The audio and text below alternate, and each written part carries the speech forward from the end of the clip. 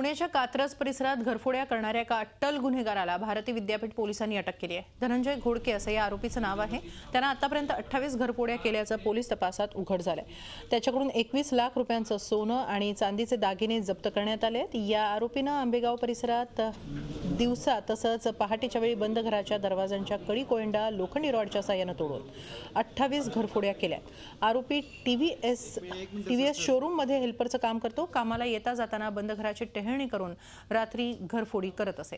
पोलिसांनी त्याच्याकडून 20,31,000चे 637 ग्रॅम सोन्याचे दागिने जप्त केले। त्याबरोबरच 3 LCD TV, 1 laptop, 1 mobile, 3 gas सिलेंडर्सही जप्त केले असल्याचं पोलिसांनी सांगितलं।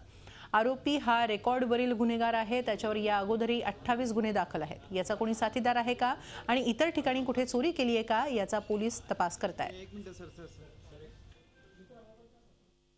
घरफोडी करणारा आरोपी धनंजय दत्तात्रय घोडके राहणार आंबेगाव पठार याला भारती विद्यापीठचे पोलीस कर्मचारी प्रदीप गुरव आणि विनोद बांडलकर यांना मिळालेल्या बातमीवरून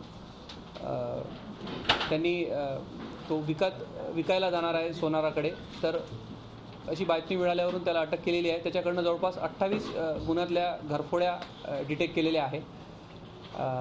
त्यामध्ये 2016च्या 18 आणि 2015च्या 12 घरफोड्या आहेत। झी 24 तास रहा एक पाऊल पुढे।